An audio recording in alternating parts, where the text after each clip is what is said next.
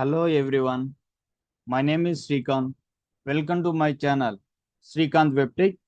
ఎవరైనా మన ఛానల్ని ఫస్ట్ టైం విజిట్ చేస్తుంటే సబ్స్క్రైబ్ ఫర్ ఇట్.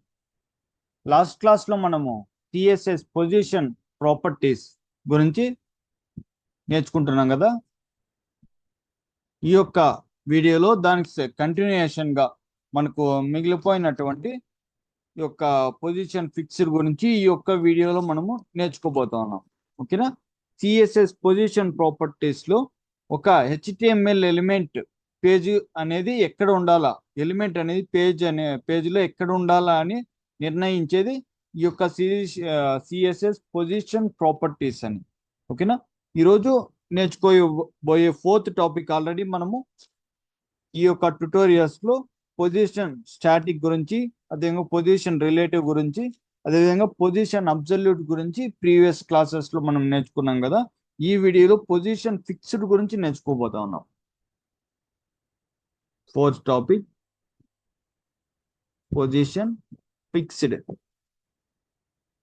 పొజిషన్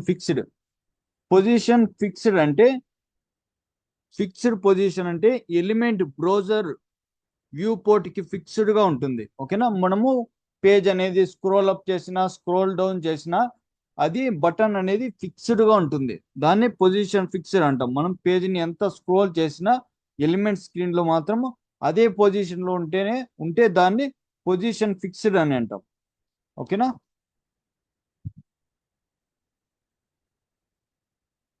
దాన్ని మనము ఈ యొక్క కోడ్ లో రన్ చేసి చూపిస్తాను చూడండి. ఫిక్స్డ్ పొజిషన్ అంటే ఒక ఎలిమెంట్ ఒక పేజీలో మనం అక్కడే ఖచ్చితంగా ఉండాలంటే ఫిక్స్డ్ అనేటటువంటి ప్రాపర్టీ అనేది యూజ్ చేస్తే ఆ యొక్క బటన్ కానీ ఏదైనా టెక్స్ట్ కానీ అక్కడ ఫిక్స్డ్ గా ఉండిపోతుంది.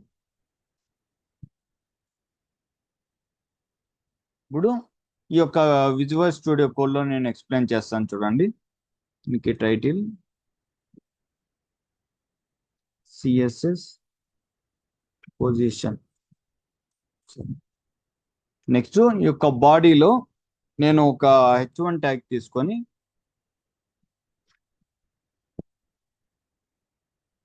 దీనికి టెక్స్ట్ సిఎస్ఎస్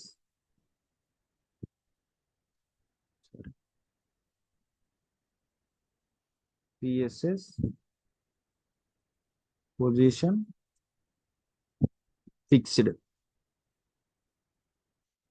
నెక్స్ట్ అదేవిధంగా ఇంకొక టెక్స్ట్ అనేది రాద్దాం ఇక్కడ. ఫిక్స్డ్ పొజిషన్ పీ ట్యాగ్ తీసుకొని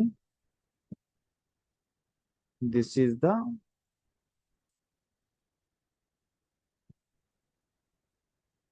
పొజిషన్ ఫిక్స్డ్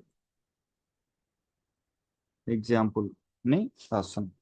నెక్స్ట్ దీనికి ఫిక్స్డ్ గా ఉండే దానికోసం నేను ఒక డివిజన్ తీసుకొని దానికి మనం సిఎస్ఎస్ అనేది అప్లై చేద్దాము. ఈ యొక్క డివిజన్ తీసుకొని దీనికి మనం క్లాస్ నేమ్ అనేది రాసుకుందాం.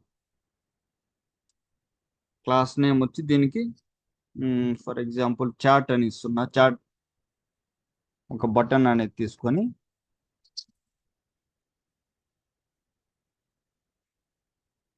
చాట్ అని ఒక బటన్ అనేది దానికి ఒక టెక్స్ట్ అనేది రాశాను.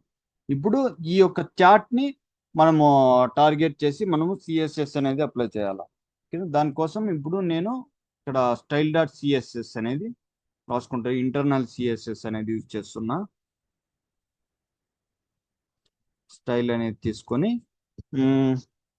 పేజ్ అనేది పెద్దగా ఉండే దానికోసం నేను ఈ యొక్క బాడీని టార్గెట్ చేసి నేను యొక్క పేజ్ అనేది మనం స్క్రోల్ చేసినా కూడా విజిబుల్ అయ్యే విధంగా చేయడానికి నేను హైట్ అనేది తీసుకుంటా. హైట్ అనేటటువంటి ప్రాపర్టీ, హైట్ ఒక 1500 పిక్సెల్ అనేది తీసుకుంటున్నా.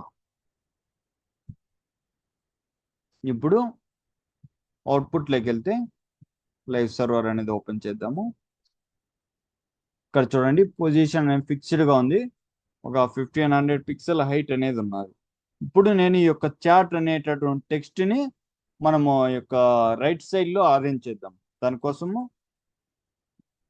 దీన్ని టార్గెట్ చేసి క్లాస్ నేమ్ చాట్ అనేది కదా, దాన్ని టార్గెట్ చేసి డాట్ చార్ట్ని టార్గెట్ చేసి నేను పొజిషన్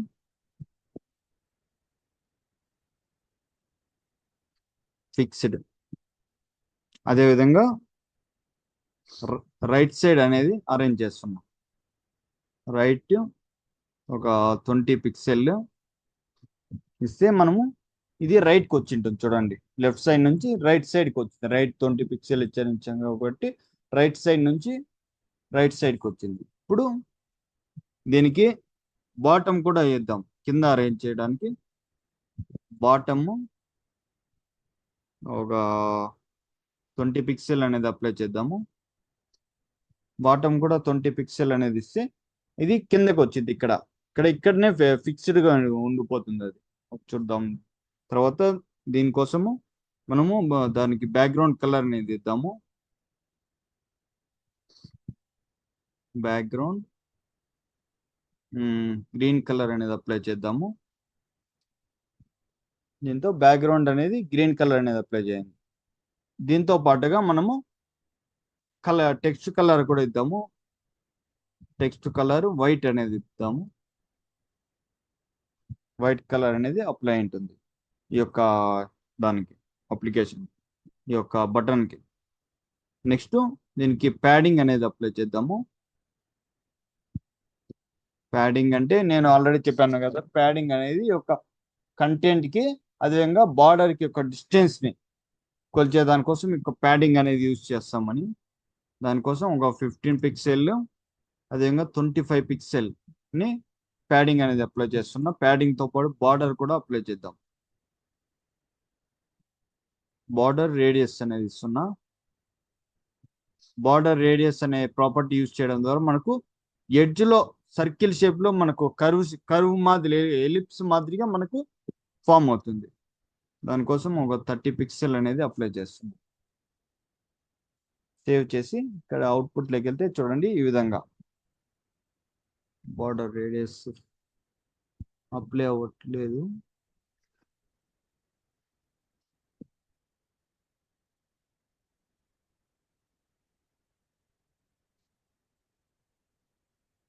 బార్డర్ రేడియస్ లేదు.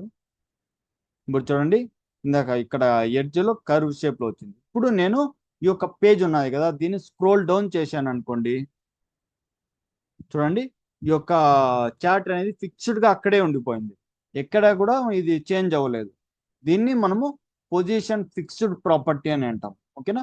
ఇక్కడనే ఇప్పుడు ఇది జనరల్గా ఎక్కడెక్కడ యూజ్ చేస్తామంటే మనం యొక్క వెబ్సైట్లో వాట్సాప్ బటన్స్ యాడ్ చేసినప్పుడు కానీ, చాట్ బటన్స్ యాడ్ చేసినప్పుడు కానీ, ఫిక్స్డ్ హెడర్ అనేది ఫిక్స్డ్గా ఉండే దానికోసం కానీ, అదేవిధంగా బ్యాక్ టు టాప్ బటన్స్ కోసం కానీ, ఇలాంటి రియల్ టైంలో మనం ఎక్కువగా కూడా ఈ యొక్క ఫిక్స్డ్ అనేటటువంటి ప్రాపర్టీ అనేది యూజ్ చేస్తాం. పొజిషన్ ఫిక్స్డ్ అనేది. అర్థమైందా ఫ్రెండ్స్? మీకు ఎవరికైనా డౌట్స్ ఉంటే కమెంట్ సెక్షన్లో తెలియజేయండి ఫ్రెండ్స్.